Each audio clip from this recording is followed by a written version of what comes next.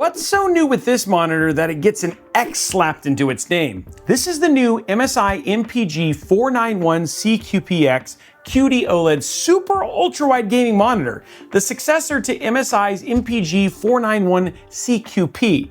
If you look down the spec sheet for the CQP and the CQPX, you're going to see a lot of the same info. Same physical dimension, same 32:9 aspect ratio, same 5120x1440 panel resolution, same tilt adjustment, same 47-inch or 119.5 centimeter wingspan with a slight curve.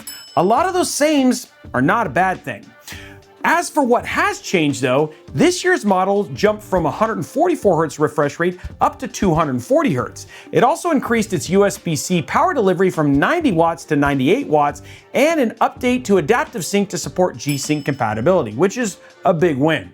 Overall, the MPG491CQPX enhances features that may have been deal breakers with the previous model. The QD OLED is still super vibrant, clear text reproduction, and we saw no real issues with glare, though we did notice some light bleed in darker settings that we didn't see last time.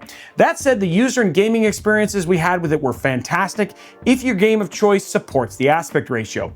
If you're looking for a spacious canvas for work or play, the MSI MPG491CQPX retails for around $1,100. But before you get too excited, you should ask a few questions before making the dive. The non-X version is currently priced at around $300 less, so you have to ask whether or not the updates are worth that extra cost to you. In other words, if you're not gaming and you don't have a need for higher refresh rate or for G-Sync compatibility, you may be able to get a killer monitor without having to pay as much of a premium for it. Now, the second question you need to ask is how much control you need over the color. While the monitor does offer some control, we didn't find the depth of color to be very deep. And if it wasn't very intuitive. The colors out of the box were stunning, but really seeing it in person is probably going to be important if you're someone who depends on color accuracy. Again, we really enjoyed our time with the MSI MPG491CQPX, whether working or playing, but we want to know what you think. Do the bumps in power delivery, refresh rate, and adaptive sync make this more appealing than its predecessor? Is it worth the extra $300?